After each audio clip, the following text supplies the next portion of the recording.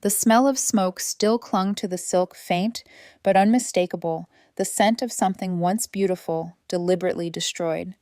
My hands trembled as I lifted the charred remains of what had been my wedding dress. The beadwork was warped. The hem blackened, and pinned to the bodice was a note written in my father's familiar handwriting. "Let's see how you get married now." For a long moment, I couldn't breathe.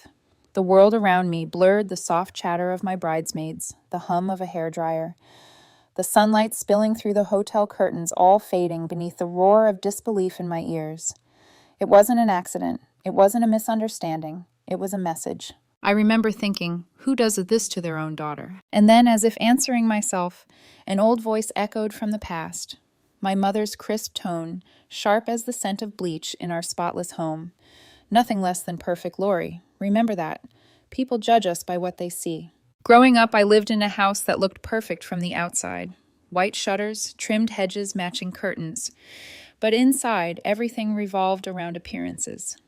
My parents, Linda and Robert Bennett, weren't cruel in the way people expect. They never raised their voices in public, never hit. Their weapons were quieter disapproval comparison, the kind of silence that lasted for days when I disappointed them. Our house was always immaculate. Even as a child, I wasn't allowed to leave toys on the floor or fingerprints on the windows.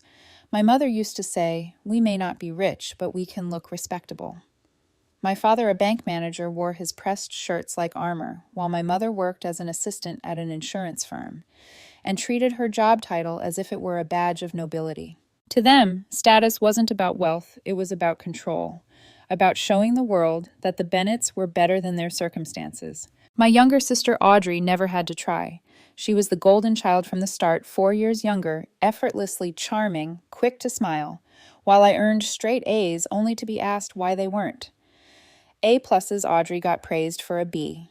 When she forgot chores, my mother laughed it off. She's still learning. When I made the smallest mistake, it became a lecture about responsibility. At family dinners, the hierarchy was clear. Audrey was the sunshine. I was the project that never quite measured up.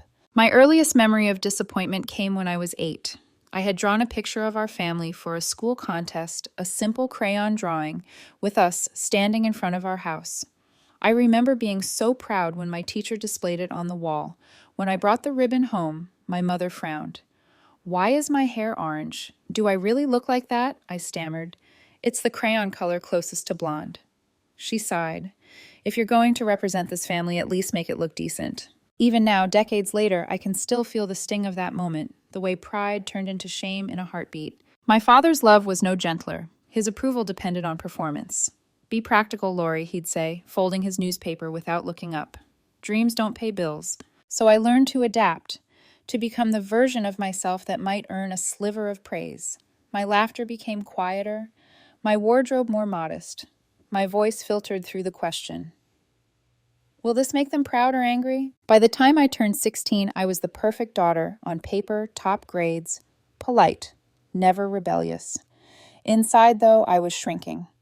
I would lie awake at night rehearsing conversations that never happened, imaginary versions where my parents looked at me with genuine pride instead of critical calculation. In college, when I told them I wanted to major in art history, my father scoffed. "Art. That's not a career, it's a hobby." "You want to starve," my mother added.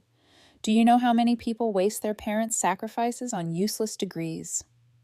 So I switched to marketing, a compromise that pleased them enough to stop the lectures but killed something small inside me. Every achievement afterward felt tainted. When I graduated from Northwestern, they didn't say, "We're proud of you." My father only asked, "Was it a full scholarship?" When I landed my first job at a digital marketing firm in Chicago, my mother compared me to my cousin James, who was already making 6 figures. Nothing I did was enough, but I kept trying, believing that if I just worked harder, behaved better, loved them more, they'd eventually love me back the way I needed. By 27, I had built a quiet, self-sufficient life, a small apartment, decent salary, a few close friends who didn't make me feel small. But even freedom came laced with guilt. My mother called every Sunday, like clockwork, and if I missed one, the next call began with, "So busy, you can't spare time for your parents." It was during this period that my therapist, Dr. Sandra Patel, said something that shifted everything. What you're describing isn't care, Lori, it's control. Conditional love means your worth depends on obedience. Her words unsettled me. I wanted to defend my parents, to say they meant well, but deep down I knew she was right. Their love came with terms and penalties. Still knowing the truth didn't make it easier to break free. When you've been trained to earn affection, cutting off the source feels like cutting off oxygen. Looking back now, I realize the signs were always there. The cracks in the facade, the bitterness simmering under their smiles. I had spent my whole life believing I could fix it if I just behaved right. That if I became the perfect daughter, they'd stop comparing, stop resenting, stop needing to win every unspoken war. But perfection was never what they wanted. They wanted control. And losing control of me, when I started setting boundaries, when I stopped apologizing, when I fell in love with someone who didn't fit their definition of acceptable, that's what finally pushed them over the edge. The night before the wedding, when my father raised his glass and said, "Lori's always had big dreams, sometimes too big for her own good, I should have seen it." The smirk, the pause, the pointed look at Alex. It wasn't a joke, it was a warning. A warning I didn't understand until I opened that box. In the hotel suite, surrounded by half-dressed bridesmaids and the faint hum of morning chaos, I stared down at what used to be my dress. The symbol of my future turned to ash by the people who gave me life. The note trembled in my hand as I whispered, "They really did it." For years, I had wondered what rock bottom with my parents would look like, what final act would make me stop trying. Now I knew. It looked like smoke-stained silk and a message written in a father's neat cursive. It sounded like silence, thick, choking silence after the last illusion of love had burned away. And it felt like freedom wrapped in heartbreak. Because in that moment, I understood the family that taught me to fear imperfection had just made their most perfect mistake. I used to believe love was something you earned, like a scholarship, a promotion, a title. If you worked hard enough, behaved well enough, maybe love would finally come without the lecture that followed. But love in our house was a currency, and my parents were the bankers. Every act of kindness came with interest, every favor with a receipt. I spent most of my early 20s dancing on invisible strings they'd tied to my conscience. Calls twice a week, visits every other Sunday, the same pattern of criticism disguised as advice. "Lori, you should dress more conservatively if you want to be taken seriously at work. Your apartment is nice, but it's in a rough area. Maybe move closer to us." And the most familiar refrain of all, "We only want what's best for you." It sounded like love, but it always left me feeling smaller than before. When I first moved into my tiny one-bedroom apartment on the north side of Chicago, I thought I was finally free. The place smelled faintly of paint and possibility. My mother insisted on visiting the first weekend. She arrived with her own cleaning supplies, surveyed the place, and said, "It's fine. You'll outgrow it soon." I smiled, pretending not to care. But that evening after she left, I sat on the couch and cried. Not because she was cruel, but because she couldn't simply be happy for me. That's when I found Dr. Patel. She was calm, composed, with kind eyes that made it impossible to lie. In our first session, I said, "I think my parents mean well. They just don't know how to show love." She leaned forward slightly. "What makes you believe their actions are love?" I hesitated, then said, "Because they've sacrificed so much for me." Her expression softened, but her voice was firm. "Sacrifice doesn't always equal love, Lori. Sometimes it's control dressed up as duty." Those words stuck to me like glue. I left that appointment with my chest tight, walking through the windy streets of downtown, feeling as if the world had tilted on its axis. Over the months that followed, I began to see patterns I'd been too conditioned to notice. The way my father's affection always followed my success, never my struggle. The way my mother's compliments came wrapped in corrections. When I got a promotion at work, my father said, "That's good. Maybe now you'll make enough to buy a car that doesn't look like a student's." When I started therapy, my mother frowned. "You're paying someone to tell you what we've been telling you for years." Dr. Patel called it gaslighting. "They need to make you question yourself," she explained. "That's how they keep control." I started setting small boundaries. I declined a few Sunday dinners, stopped sharing every detail of my life. At first, the silence on the phone calls was uncomfortable. Then it became explosive. My mother accused me of being ungrateful. "We raised you better than this, Lori. Who are you to decide when family time is convenient?" My father joined in. "You wouldn't even have that job if it weren't for the work ethic we taught you." I didn't argue anymore. I simply said, "I love you both, but I need space." The silence that followed was thick enough to choke on. But afterward, after the tears and the guilt, came something new, peace. A fragile, trembling kind of peace. It's funny how you can unlearn fear in small doses. The first time I said no and survived it. The first time I didn't immediately apologize for being unavailable. I started spending more time with people who didn't make me question my worth.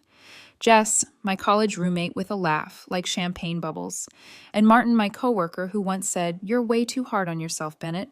We'd meet after work, sharing drinks and stories. For the first time, I could talk about my family without defending them.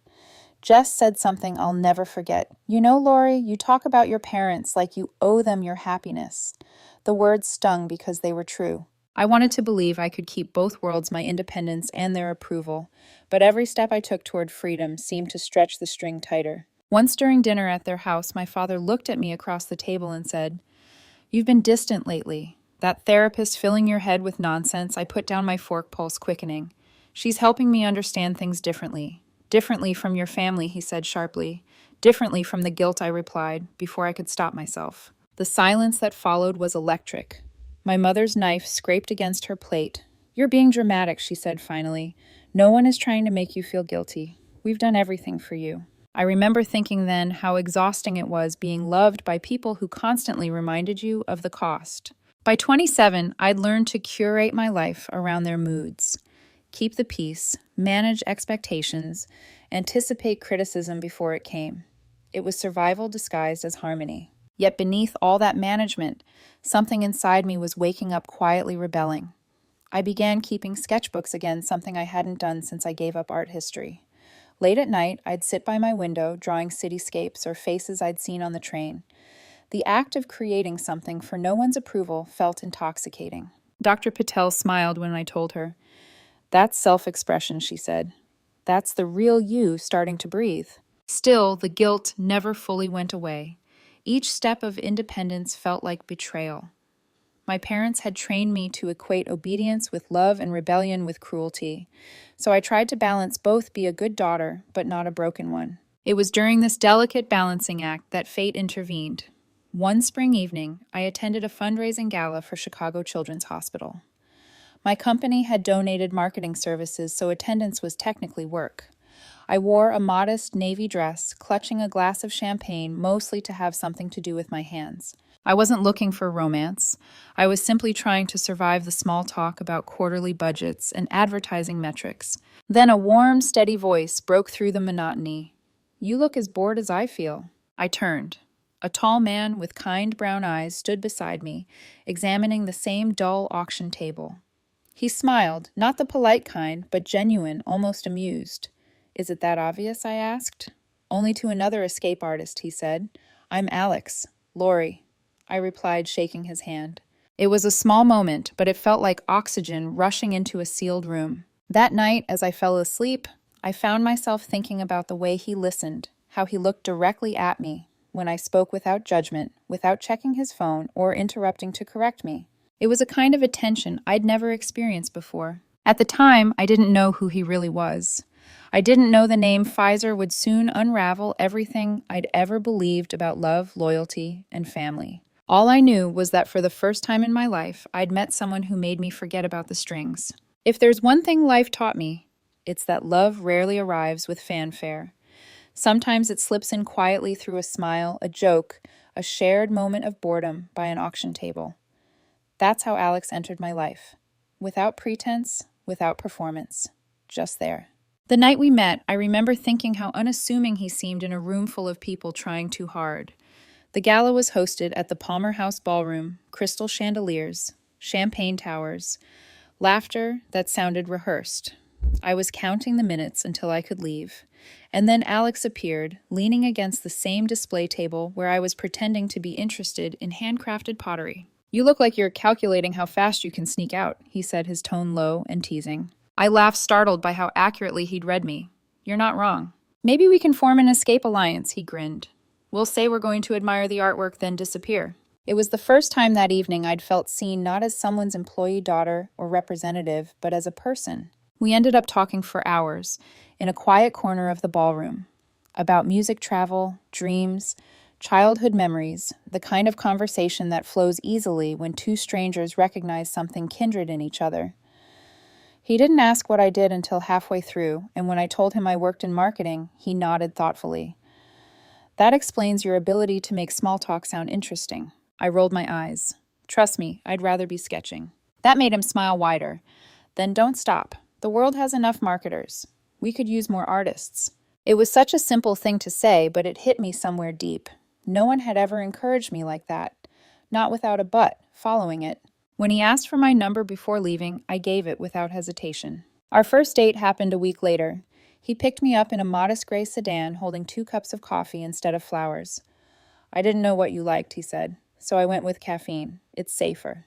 We went to a small Italian place tucked between a laundromat and a bookstore in Lincoln Park.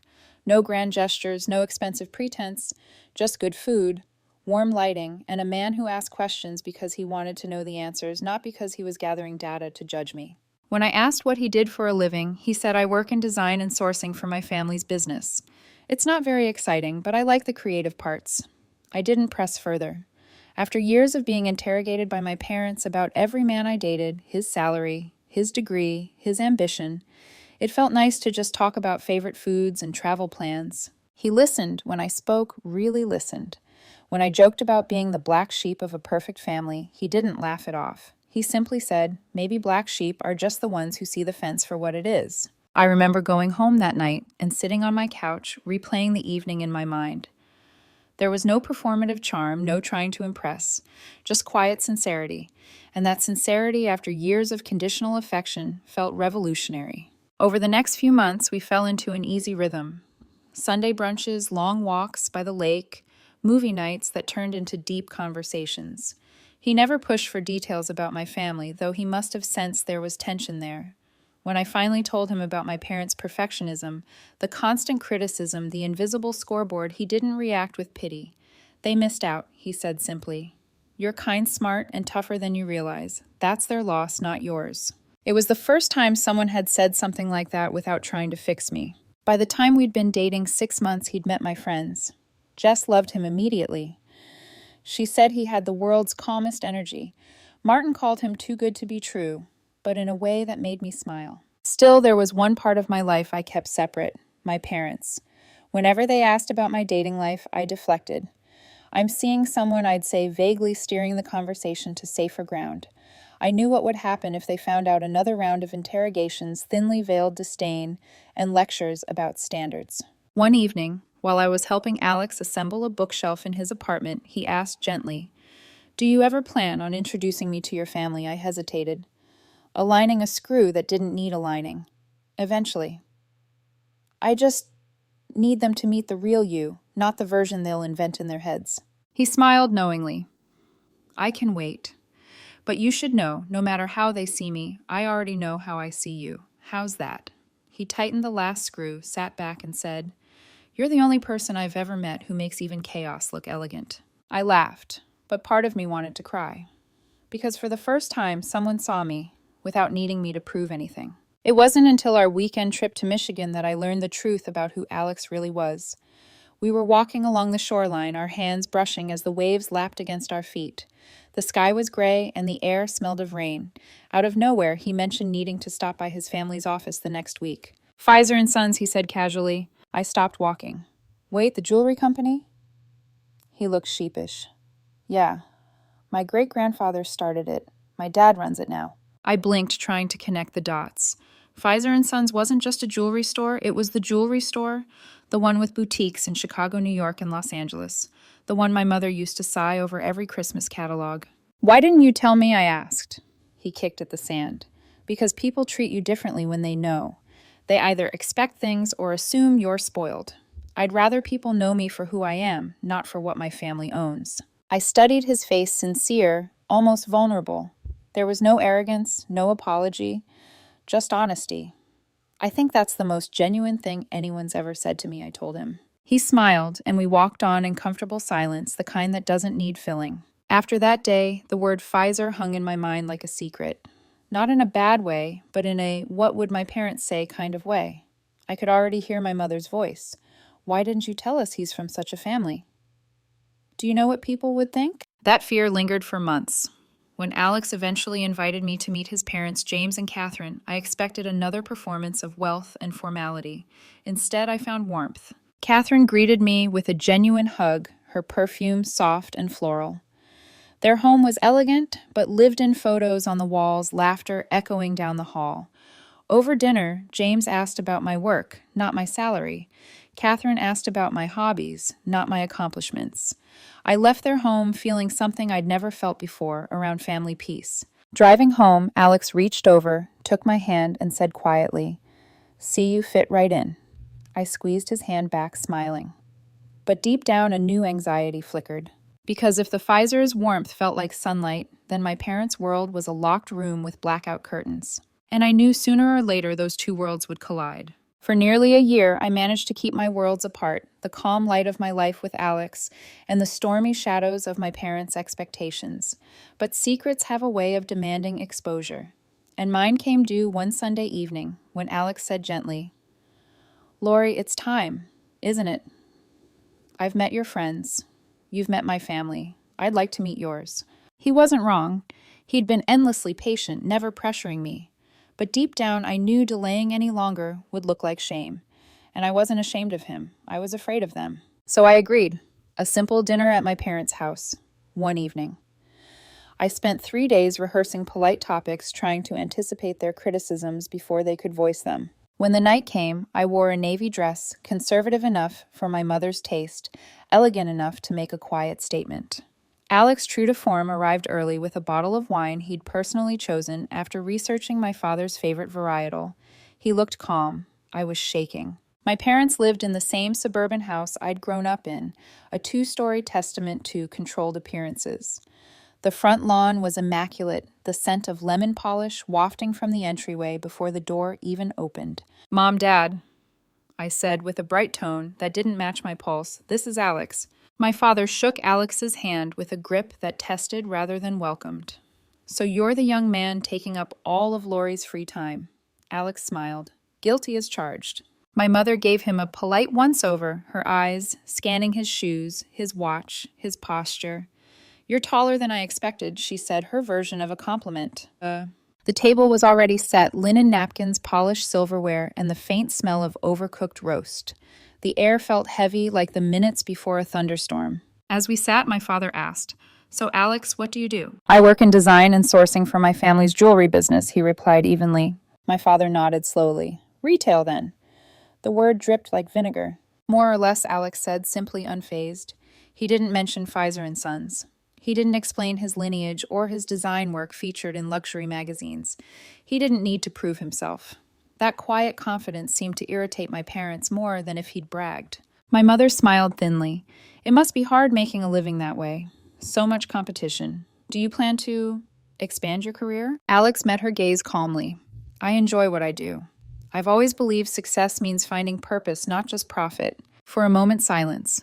My father sliced his steak with exaggerated precision. "Purpose doesn't pay the mortgage," he muttered. "Neither does misery," Alex replied softly, and I nearly choked on my wine. The rest of dinner was a performance, a strained conversation about weather traffic and young people today. Every smile I forced made my cheeks ache. When my parents weren't speaking to Alex directly, they exchanged looks, small gestures of disapproval I'd been trained to decode since childhood. Halfway through dessert, my mother turned to me and said, "So, dear, how's work? You haven't updated us in weeks." I knew that tone. It wasn't curiosity. It was a reminder, don't forget who you owe. "Work's good," I said carefully. "We just signed a new client. The Children's Hospital Gala was great exposure." My father's eyebrows rose. "Exposure is nice, but when are you going to push for management? You've been there long enough." "Dad, I'm just saying," he continued, cutting me off. "Some ambition wouldn't hurt. Look at your cousin James already managing a team." My fork froze midair. Alex glanced at me, reading the flicker of humiliation across my face. With quiet composure, he said, "You know, Mr. Bennett, I've worked with enough managers to know leadership isn't about title or years. It's about integrity. From what Lori's told me, she's already leading by example." The compliment hung in the air like a match above gasoline. My mother's smile stiffened. "Well," she said sweetly, "Lori's always needed someone to believe in her." "Actually," Alex said, his voice gentle but firm, "she just needed the space to believe in herself." The room went very still. My father cleared his throat. Excuse me, I need another drink. I looked down at my plate, cheeks burning. My stomach twisted between pride and dread. I'd never seen anyone talk to my parents that way, not with aggression, but with calm boundaries they couldn't manipulate. After dinner, I helped my mother in the kitchen, desperate to diffuse the tension. She stacked dishes with a controlled clatter. He's polite, she said finally, but a bit self-satisfied, don't you think? I set down the serving tray carefully. He's confident, Mom. There's a difference. He's hiding something? She said, her voice sharp. I can tell. No, I said quietly. He's just not performing for you. She turned, eyes narrowing. You've changed, Lori. Maybe I've just stopped apologizing. For a moment, neither of us spoke. The only sound was the tap running and the quiet clink of porcelain. Then she sighed. I just hope you know what you're doing. I do, I said, and for the first time I meant it. In the car ride home, I kept replaying every moment, every subtle barb. I started to apologize. I'm so sorry they were awful, but Alex squeezed my hand before I could finish. You have nothing to apologize for, he said softly. They're just scared of losing control. Tears pricked the back of my eyes. You make it sound so simple. It is simple, he said, eyes still on the road. You can't fix people who think love is a transaction, but you can refuse to pay the price. The city lights flickered against his face as he spoke calm and certain, like he'd already made peace with something I was still struggling to understand. When he dropped me off, I lingered in the doorway, heart heavy. You're sure this didn't change how you see me? My family, I mean. He smiled, small, reassuring. If anything, it explains how you became so strong. I laughed weakly. Strong isn't how I feel. That's because you've spent your whole life mistaking endurance for weakness. That night I couldn't sleep. His words echoed in my mind. I lay awake, staring at the ceiling, realizing that love, real love, didn't feel like tiptoeing through glass. It felt like breathing after years underwater. But I also knew this peace wouldn't last. My parents had seen something they couldn't control. A man who didn't flinch before them, a daughter who didn't crumble under their silence. And people like my parents don't surrender control. They retaliate. When Alex proposed, it was on a night so perfect, it felt like the universe had finally decided to give me a moment of grace. The rooftop restaurant overlooked the glittering Chicago skyline, the air warm enough to carry the faint scent of lilacs from the garden below. He had arranged for the waiter to bring dessert tiramisu, my favorite, and when I lifted the spoon, I saw the ring glinting in the cream. Alex, I gasped, my voice trembling. He was already kneeling, a small velvet box in his hand, eyes steady on mine. Lori, he said softly, you've taught me what strength looks like, quiet, steady kind. You make me braver every day. Will you marry me? The tears came before the words. Yes, I whispered, laughing through them. 1,000 times yes. The other diners applauded, but I barely heard them. In that moment, it was just us, his hands shaking as he slid the ring on my finger, my heart hammering in disbelief that love like this could happen to someone like me. When I called my parents the next morning, I expected restrained joy at best. I should have known better. Well, my mother said flatly that was fast. My father added, 1.5 years, hardly enough time to know someone. Dad, I began forcing calm. We love each other. He's good to me. My mother's voice softened, but her words cut just the same. I'm sure he seems that way now, sweetheart. But love doesn't pay the bills. Has he told you about his finances, prenup? You can't just walk into something blind. I glanced at the ring, an emerald-cut diamond, surrounded by sapphires, elegant and personal. He'd designed it himself. I'm not walking into anything blind, I said. We've talked about everything. Everything except common sense, my father muttered. They hung up shortly after. No congratulations. No, we're happy for you. Just a familiar hollow where approval should have been. Alex's parents, on the other hand, were radiant. Catherine cried when she saw the ring hugging me so tightly I thought I'd break. Welcome to the family, sweetheart, she whispered. James raised a glass of wine that evening. To Alex and Lori, proof that love doesn't need pedigree to shine. I wanted to freeze that moment forever, the laughter, the warmth, the feeling of being accepted not for how I performed, but for who I was. But back home, reality intruded quickly. When the Pfizers offered to pay for the wedding as a gift, I hesitated. My parents won't like it, I warned. They don't need to, Catherine said gently. This is between us and you two. Let us do this. Her generosity made me tear up. Unfortunately, my father saw it differently. You're letting them buy your wedding, he scoffed when I told him. They offered, I said. It's a gift. That's not a gift. It's leverage, he snapped. Do you think people like that do anything out of kindness? They'll expect something in return. Dad, they're not like that, I said quietly. Oh, and now you know better than your old man. You think money doesn't change people. I could have told him that he was the one money had changed, that his bitterness had less to do with morality and more with pride. But I didn't. I'd learned by then that arguing with my father was like trying to reason with a storm. It only left you drenched and exhausted. Still, I tried to smooth things over. Why don't we all have dinner together, I suggested. You'll see what they're like. He snorted. Dinner won't fix hypocrisy. My mother chimed in, arms crossed. And what kind of man lets another family pay for his wedding? If Alex truly cared about providing for you, he'd take responsibility himself. I took a breath. He is providing, just differently. They're giving because they love him, because they love me. The look she gave me was pure disbelief, as though love and generosity were foreign languages. Don't be naive, Lori. You're being bought. The word hit me like a slap. In the weeks that followed, every wedding decision became a battlefield. When I mentioned the venue, the Chicago Botanic Garden, my mother frowned. Pretentious. What's wrong with a church like normal people? When I showed her the menu, she scowled. Who eats salmon with truffle risotto? You'll have guests who can't even pronounce half that food. When I told her Catherine was helping me choose the flowers, she snapped. Of course she is. She's running the whole show, isn't she? I tried everything, reassuring, compromising, begging. But no matter what I did, it wasn't enough. Every yes I gave them was met with a new no. I thought maybe, just maybe, wedding dress shopping would be different. A mother-daughter moment. Something we could share. It wasn't. At the boutique, surrounded by white lace and mirrors, I finally found the one, a soft A-line gown with delicate beadwork that shimmered like dew under the lights. My reflection made me gasp. For once, I felt beautiful without doubt. My mother's voice cut through the moment. $10,000. For something you'll wear for 6 hours. Mom, it's discounted. And Catherine said, Oh, Catherine said, she interrupted loudly, making heads turn. Of course she did. I forgot she's the new authority on your life. Heat flushed my cheeks. Mom, please. Her face hardened. You used to have better taste. Or maybe that's gone too. Her words landed like shards of glass. I turned away so she wouldn't see my tears. Back at the car, she added coldly. You know, Lori, there's something vulgar about spending money that isn't yours. That night, I called Catherine and broke down. She didn't ask for details, she just listened. The next morning, she took me to another boutique. No judgment, no size, just quiet support. When I found a similar gown there, a previous season design on sale, she smiled and said, This one's perfect. You deserve to feel that. When I said yes to the dress, she hugged me. Alex won't be able to take his eyes off you. And for a fleeting moment, I believed love could rewrite the story my parents had written for me. But my parents weren't finished. Every family dinner after that grew colder. They accused me of forgetting where I came from. My father joked that I was marrying up, though his tone was sharp, not teasing. My mother complained that the Pfizer's generosity made her look cheap.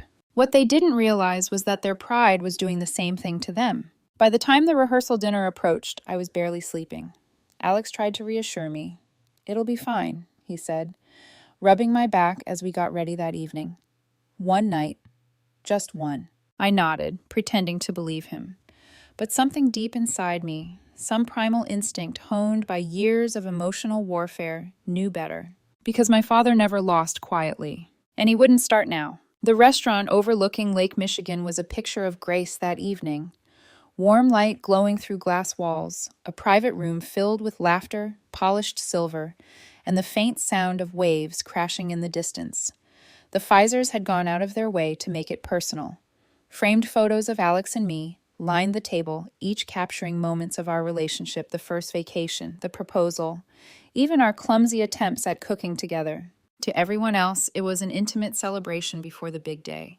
But to me, it felt like a balancing act between two worlds that could never coexist. The Pfizer's world was calm, generous, rooted in love. My parents' world was built on appearances, and any threat to their illusion would be met with quiet destruction. Still, as guests began to arrive, I forced myself to smile. Jess whispered, You look amazing. Everything's perfect. Almost everything, I murmured, eyes flicking to the door. When my parents finally entered, the air seemed to shift.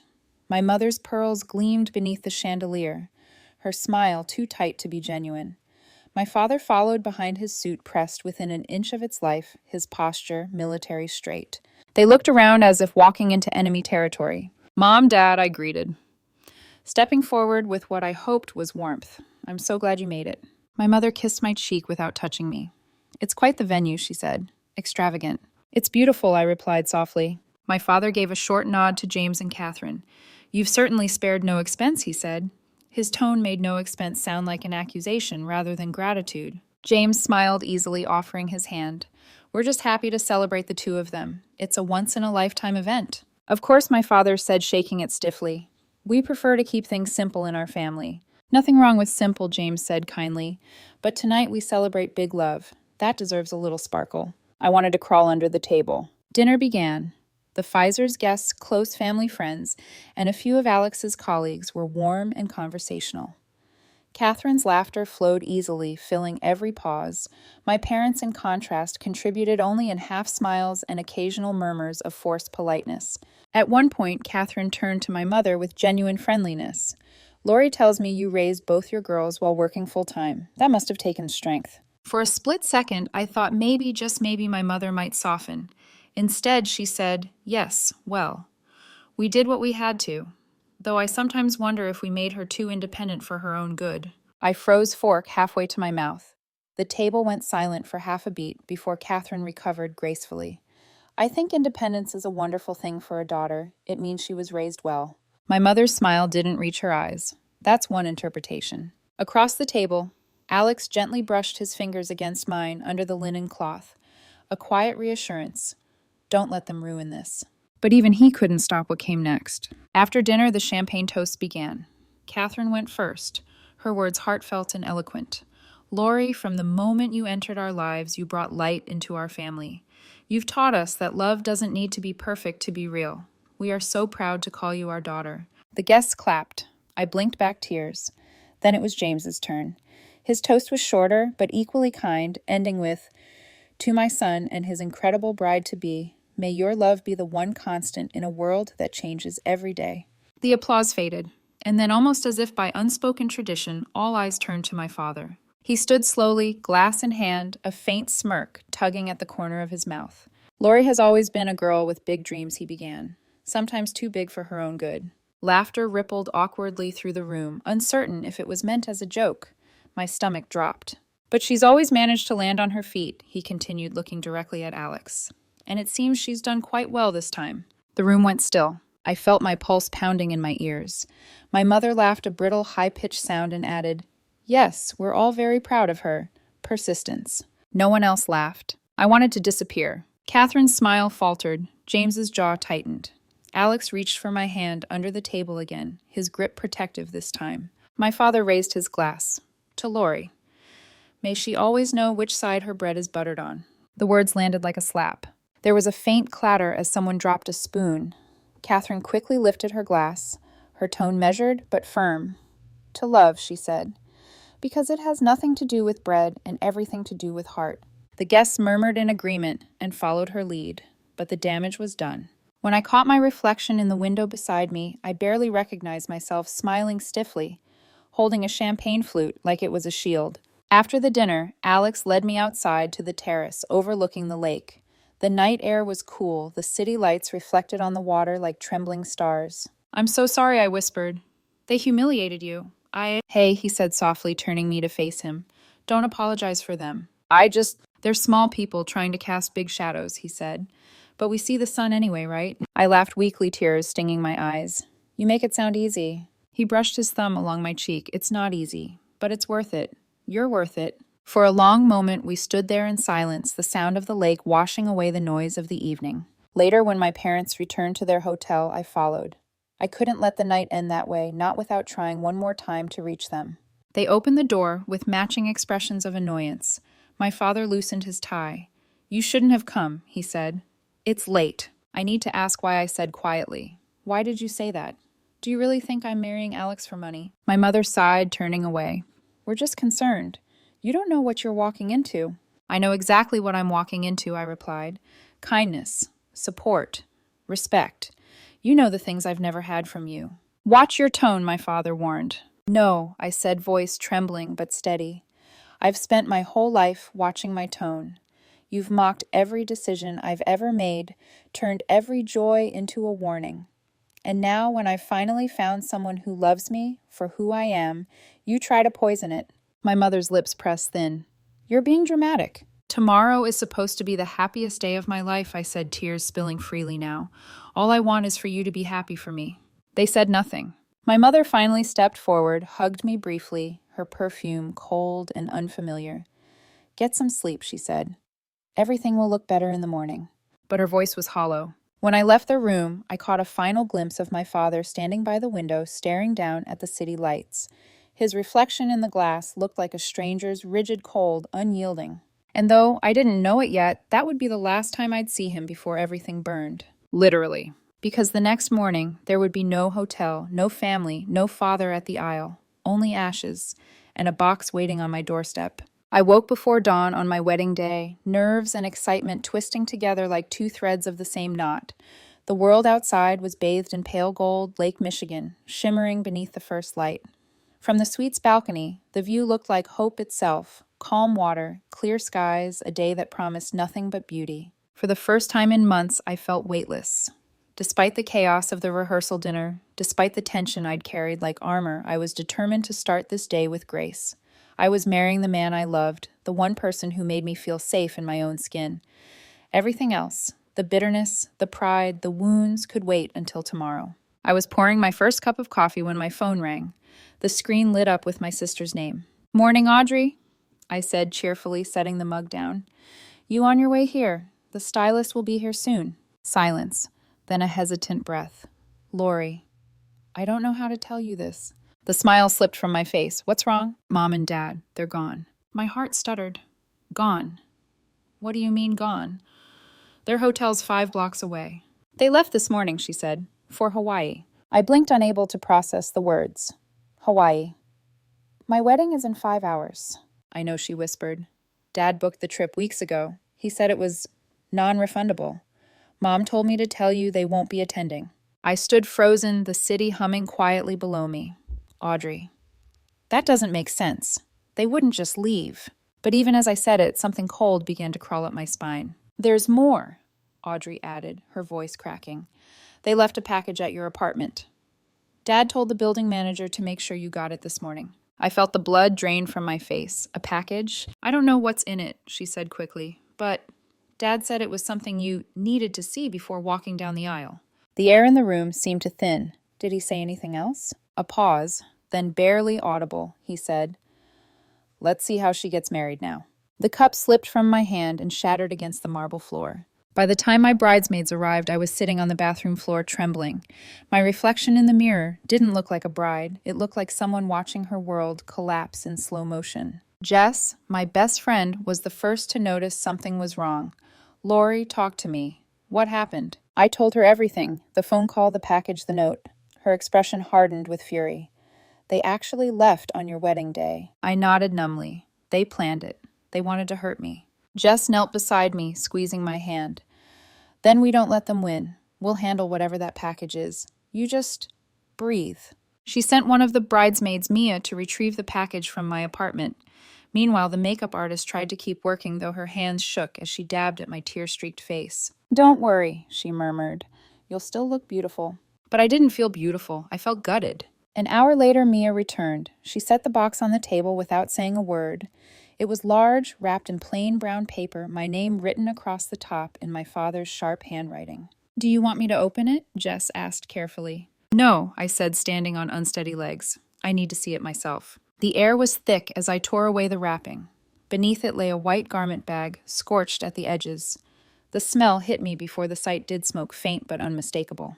My hands trembled as I unzipped the bag. Inside was my wedding dress, or what was left of it. The bodice was blackened in patches, the beadwork melted into twisted silver threads. The silk skirt was burned through in jagged holes, its hem crumbling like ash between my fingers. Pinned to the front was a folded note, written in that same meticulous hand. "Let's see how you get married now. Maybe next time you'll remember where your loyalties should lie." For a heartbeat, I couldn't move. The room tilted. Someone gasped. Jess swore under her breath. I lifted the ruined gown from the box, pieces of charred fabric fluttering to the floor like dead petals. "They burned it," I whispered. "They actually burned my wedding dress." The realization hit me like physical pain. It wasn't just spite, it was annihilation. a message that I didn't deserve joy unless it came on their terms. Tears blurred my vision. I could barely breathe. That was how Catherine found me sitting on the floor surrounded by smoke-scented silk, the morning light cutting through the haze like judgment. She rushed forward, her voice trembling. "Oh, Lori. My God." "They left for Hawaii," Jess said bitterly. "And they did this." Catherine knelt beside me, her arms wrapping around me like a mother's shoulder. "Sweetheart," she whispered, "you listen to me. They can't take this day from you. They've done enough harm. We'll fix this." Her certainty steadied me in a way nothing else could. How I croaked. "The wedding's in 5 hours. I have a friend," Catherine said, pulling out her phone. "Diane. She owns a bridal boutique downtown. She'll bring options here within the hour." And she did. Within 60 minutes, 3 seamstresses and an assistant arrived with garment bags of designer gowns. The suite became a blur of fabric pins and quiet urgency. Among them, one dress stood out, a soft ivory creation with an open back and hand-embroidered detailing. When I stepped into it, the fabric hugged me perfectly, as if it had been waiting for me all along. "You're radiant," Catherine said, tears shining in her eyes. "Alex won't be able to breathe when he sees you." I caught my reflection in the mirror, my face still swollen from crying. Eyes red, but determined. The woman staring back at me wasn't the same one who'd started this morning with coffee and hope. She was fiercer, harder. "They tried to ruin me," I said quietly, "but I won't let them." When I called Alex to tell him what had happened, his voice cracked with anger. "Lori, I swear if you want to postpone, we'll postpone. We'll elope. Anything you want." "No," I said firmly. "I'm not giving them the satisfaction. I'm marrying you today." He was silent for a moment, then said, "That's why I love you." By early afternoon, the storm inside me had settled into something sharper resolve. My bridesmaids helped me fasten the last clasp of the new gown, reapply my makeup, and smooth my hair. The air was charged with purpose. But as we prepared to leave, a sudden thought struck me. My father had promised to walk me down the aisle. Now he was thousands of miles away, sitting under a Hawaiian sun he didn't deserve. "Who will walk me?" I whispered. Catherine hesitated only a moment. "James would be honored," she said softly. "If that feels right to you." I blinked back tears. "It does. More than you know." As the limo pulled up to the Botanic Garden, the sky was cloudless, the air alive with the hum of summer. Guests were already seated, faces glowing with anticipation. The wedding coordinator rushed toward me. "Lori, we've been trying to reach your parents. They were supposed to." "There's been a change," I interrupted gently. "Mr. Pfizer will be walking me down the aisle." She blinked, then nodded quickly. "Of course." Inside the bridal room, as the string quartet began the opening notes of Pachelbel's canon, I took one last deep breath. The mirror before me reflected a woman forged from ashes and defiance. James appeared at the door. "Ready?" he asked kindly. I nodded, more than ever. And as we stepped forward, the sunlight spilling through the garden glass felt like redemption itself, warm, unyielding, and earned. Because even though my parents had chosen destruction, I chose love. And love, mine hard-won and imperfect, was something they could never burn. The Chicago Botanic Garden shimmered in the afternoon sun, every petal and leaf glowing, as though nature itself was determined to stand witness. The air smelled of roses, lilacs, and the faint sweetness of summer grass.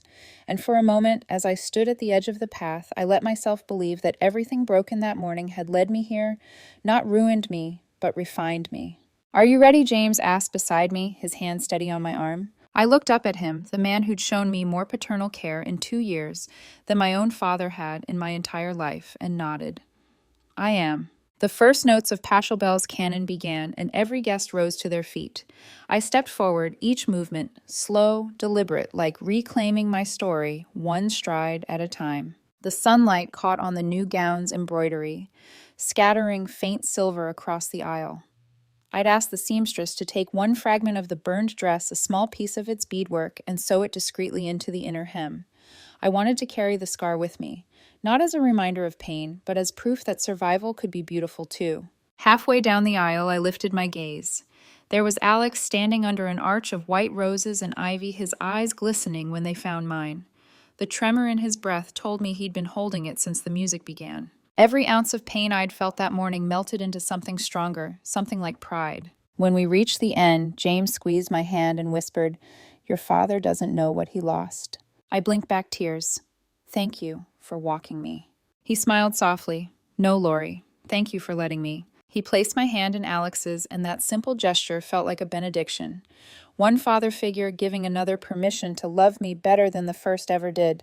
The ceremony unfolded like a dream, wrapped in defiance. The officiant's voice was calm, the summer breeze cool against my skin. Alex's vows were quiet but unwavering. You've taught me that strength isn't about walls, it's about courage. I promise to be your partner, your safe place, and your mirror when you forget how extraordinary you are. I could barely speak when it was my turn. My voice trembled but held steady. Alex, you've shown me that love doesn't need to be earned, it just is. I promise never to let fear dictate who I am or how I love. You are my home. When we exchanged rings, my fingers still smelled faintly of smoke from the burned dress. It made the moment more real proof that beauty can rise even from destruction. When the officiant pronounced us husband and wife, the world seemed to exhale. The applause, the cheers, the music, it all blurred together until the only thing I could hear was Alex whispering against my ear. We did it. I laughed through my tears. We really did. The reception took place in the glass pavilion sunlight, streaming in from every side as the sky faded from gold to violet. The tables glowed under soft candles, the air filled with laughter and the sound of clinking glasses. If anyone noticed my parents' absence, they were too kind to mention it. To most guests, the day looked flawless, a picture-perfect wedding. Only those closest to me knew the truth hiding beneath the beauty. During dinner, Catherine leaned across the table, her hand covering mine. Your grace today was something to behold, sweetheart, she whispered. You've turned pain into poise.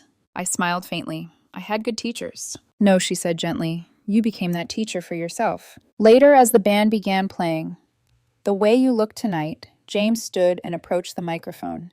Traditionally, he began this dance belongs to a father and daughter.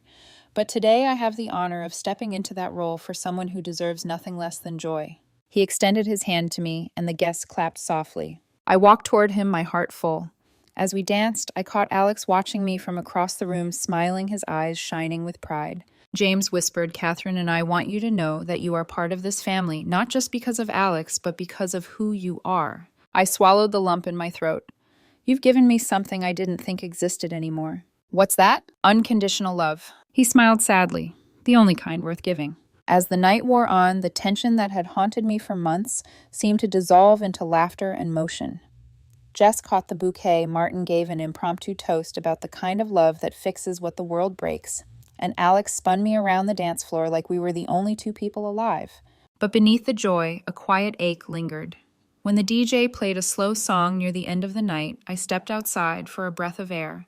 The garden was silent now, bathed in silver moonlight.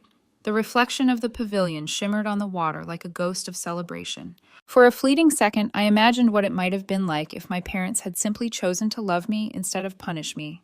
If my father had walked me down the aisle instead of walking away.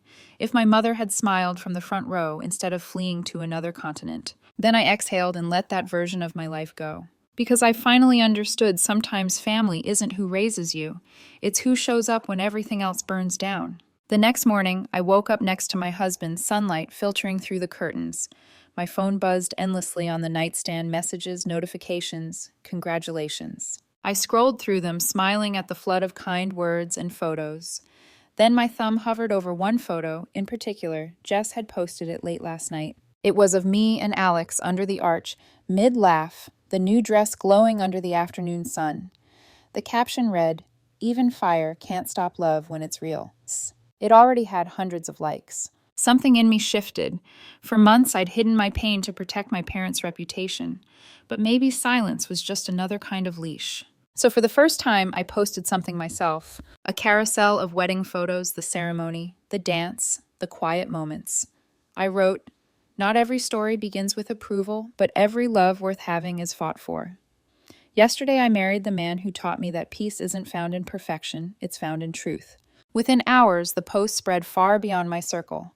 Friends, co-workers, strangers commented their congratulations. Among the likes and hearts was a single comment that changed everything. "Absolutely honored that my design was chosen for your special day," wrote Diane, the boutique owner.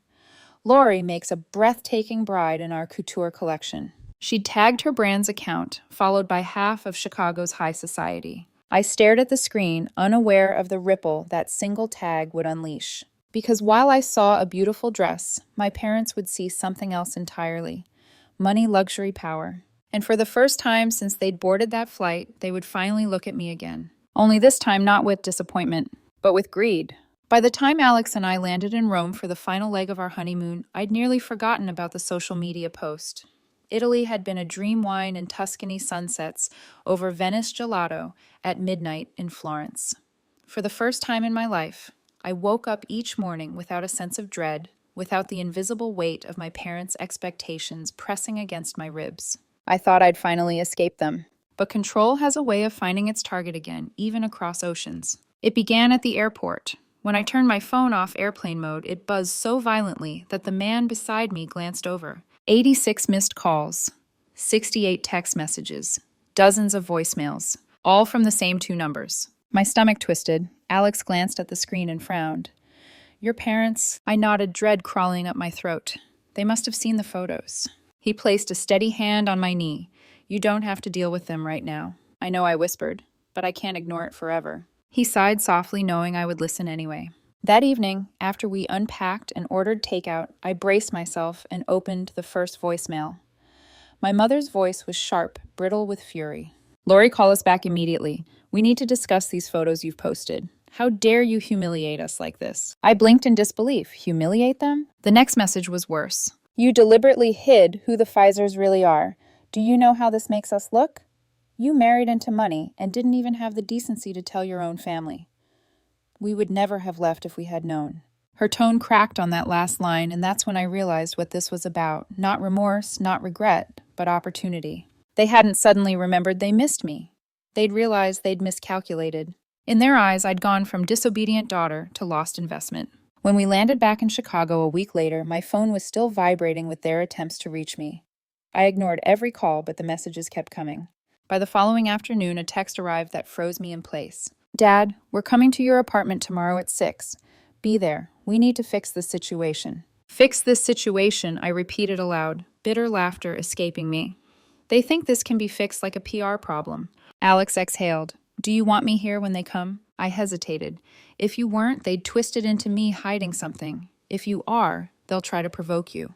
He squeezed my hand. Then let them try. At exactly 6, the doorbell rang. They stood there in the doorway like nothing had happened. My father in a pressed suit, my mother clutching her handbag as though attending a church luncheon, not invading the home of the daughter they'd abandoned. Well, my mother said briskly, stepping inside without invitation. You're hard to reach these days. My father's eyes swept the apartment. So this is where you live, modest considering. Considering what I asked, crossing my arms. Considering you married into the Pfizer family, he said as if I'd withheld a national secret. You could have told us who they were. I didn't hide anything, I replied evenly. You never asked, and it wasn't relevant. My mother let out a disbelieving laugh. Not relevant, Lori. You married into one of the wealthiest families in Chicago. Do you have any idea how that makes us look? Alex appeared from the kitchen, then calm but firm. Mr. and Mrs. Bennett, I think this is between all of us now. My father shot him a look of disdain. This doesn't concern you, young man. This is family business. Actually, Alex said, his tone low but steady, when you burned her wedding dress and abandoned her on her wedding day, it became my business. The room fell silent. My mother's lips tightened. My father's nostrils flared. We made a mistake, my mother said after a moment, her voice falsely contrite. Families fight. We overreacted. But now that things have settled, we'd like to move forward. Move forward, I repeated. You mean pretend it never happened? She smiled thinly. Exactly. We can host a reception, introduce ourselves to the Pfizers properly. It would be good optics for everyone. The audacity made me dizzy. You're not serious. Of course we are, my father said. You can't expect us to stand by while your in-laws think we're small-minded. We just need to show them who we really are. I laughed once sharply. Who you really are? You mean the people who tried to destroy my wedding out of spite? My mother's eyes flashed. You don't need to be cruel, Lori. We're extending an olive branch. No, I said quietly. You're extending a ladder to climb back up to the status you think you lost. My father's voice hardened. You've become disrespectful. No, I said, meeting his gaze, I've become honest. He took a step forward. You're our daughter. You owe us respect. And you owe me decency, I replied. You burned my wedding dress. You left a note telling me to learn loyalty. Do you even realize what that did to me? He hesitated just for a second, then in a chillingly casual tone said, We didn't think they'd just buy you another one. The room went still. Excuse me, Alex asked, his voice dangerously calm. My father shrugged. If we'd known who they really were, we would have behaved differently. I cut in.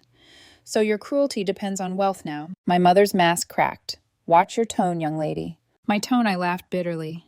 You've controlled my tone since I could speak. Not anymore. She reached out as if to touch my arm, but I stepped back. We're your family, Lori, she said softly. Blood is blood. The Pfizers can't replace us. I looked at her for a long time. No, Mom. They can't.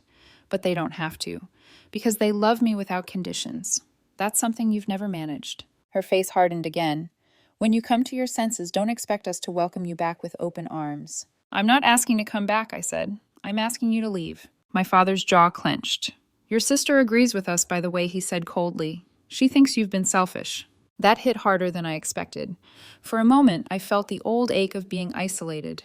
But then I remembered the text Audrey had sent after the wedding. I'm sorry, I saw the dress. They lied. I'm done taking their side. So I looked my father in the eye and said, You can stop using Audrey as a weapon. She knows the truth now. His composure faltered, just slightly. Then I opened the door.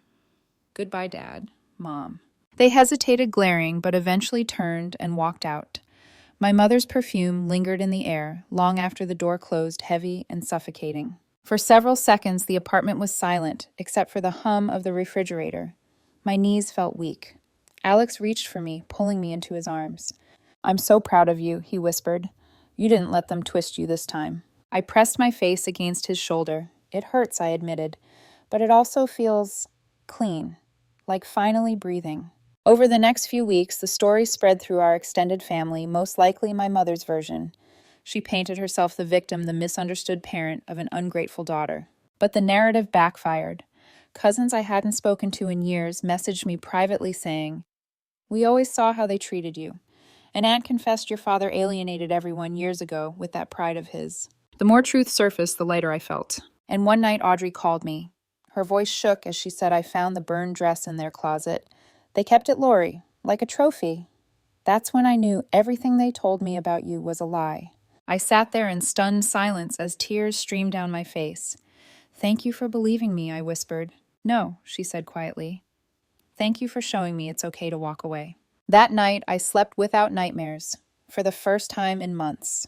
Because I realized the most dangerous kind of love isn't hate. It's the love that demands your destruction to prove its power. And I was done being destroyed. The months that followed felt like stepping out of a storm. The air was still heavy, but I could finally see the sky. Without my parents' constant interference, life grew quiet, almost eerily so at first. I'd wake up expecting a critical text, a voicemail dripping with guilt, an argument waiting to start. But there was only silence. Silence, I learned, could be healing. Dr. Patel called it grief without a funeral. You're mourning the parents you wish you had, not the ones you actually do, she explained one afternoon as I sat across from her, hands wrapped around a cup of tea. That loss deserves space, Lori. You can't heal from something you refuse to name. So I named it. Every ache, every invisible bruise, every dream of someday being enough. And slowly I began to heal. The holidays came and went like ghosts. Thanksgiving at the Pfizer's home was warm and full of laughter. Catherine insisting I eat more pie, James teaching me how to carve turkey properly. Yet part of me couldn't help but notice the empty chair that would have belonged to my parents. I didn't miss their presence, only the idea of what it should have been. At Christmas, a card arrived in the mail. The handwriting was my mother's. Inside was a single line written in her cold, slanted script. Let's put the past behind us. Family should forgive. No apology, no acknowledgement. Just another attempt to reset the narrative without accountability. I tore the card in half and dropped it in the trash. Forgiveness without change is just permission, Dr. Patel had told me once, and I wasn't giving permission anymore. Spring arrived with an unexpected miracle. One morning, I stood in the bathroom, staring at 2 pink lines on a pregnancy test, my heart pounding. I laughed and cried all at once, clutching the test like proof that the universe was finally giving me something pure. When I told Alex, he froze, mid-step, eyes wide. Then he picked me up and spun me around laughing until tears ran down his cheeks. We're going to be parents, he kept saying, as if repeating it would make it real. But later that night, lying awake with his arm around me, a different thought crept in. What if I don't know how to be a good mother? I'd never had an example of gentle love. What if I repeated the patterns I'd fought so hard to escape? Dr. Patel listened quietly when I confessed my fears. Awareness is the first step to breaking the cycle, she said. You already know what not to do. That's more than your parents ever had. She was right. Catherine became my unexpected guide. She told me stories about Alex as a child, his scraped knees, his stubborn streak, the time he tried to run a lemonade stand in winter. She spoke of her own parenting mistakes too without shame. No one gets it perfect, she said one afternoon as we folded tiny onesies together. The difference is, I never stopped apologizing when I got it wrong. Her humility felt like sunlight on a wound I didn't know still hurt. As my belly grew, so did my peace. Audrey called more often now. She'd moved out of our parents' house into a small apartment with a roommate. Her voice had changed, lighter, freer. They're furious I left, she said once, laughing bitterly. Dad says I'm ungrateful. Mom's been telling everyone I'm having an early life crisis. How are you holding up? I asked. I'm okay. You were right, Lori. It's quieter on the other side of their noise. We began meeting for coffee every few weeks, rebuilding the sisterhood our parents had spent years undermining.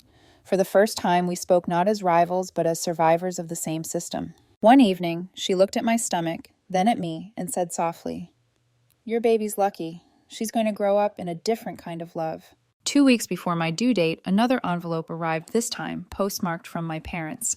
I almost threw it away, unopened, but curiosity got the better of me. Inside was a store-bought congratulations card and a note written in my father's hand. "We expect to be involved in our grandchild's life.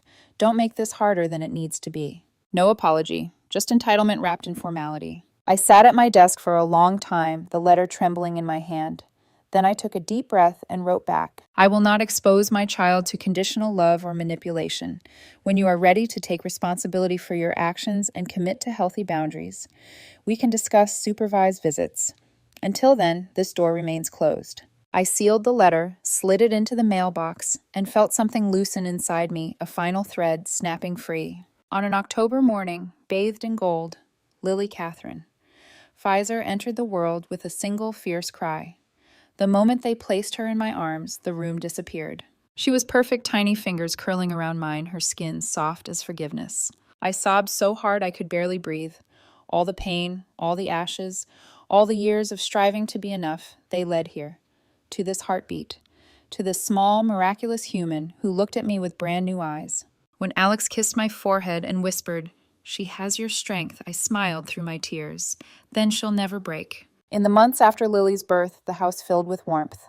Late-night feedings, quiet laughter, sunlight spilling through curtains, simple, ordinary joys that felt sacred. Sometimes when I watched her sleep, I'd write letters in a journal I planned to give her one day. "My dearest Lily, I promise to love you without conditions. I promise never to make you earn affection, never to use fear as a leash. I promise to teach you that love should feel like peace, not performance." One night I wrote a final line beneath it. "Family isn't defined by blood, but by how safe you feel when you're home." A few months later, Audrey came to visit. She held Lily, tears glinting in her eyes. "She's beautiful," she whispered. "Mom and Dad don't deserve to know her." "Maybe not," I said softly. "But she deserves to know what love looks like when it's free." Catherine joined us with tea, smiling at the sight of us together. "3 generations of women," she said, "each one stronger than the last." And for the first time in my life, I believed it. Sometimes I still dream of the burned dress. I see its smoldering silk turning to smoke, but in those dreams, I no longer cry. Instead, I watch the ashes lift into the air, drifting upward until they dissolve into light. Because that's what pain becomes when you stop carrying it. It turns into proof. Proof that you survived. Proof that you learned. Proof that you can start again. As I watch Lily grow, I know she'll face her own storms someday, but she'll also know how to walk through fire and come out unburned, because she'll have seen her mother do it first. And that I realize is the legacy I want to leave her, not perfection, but peace.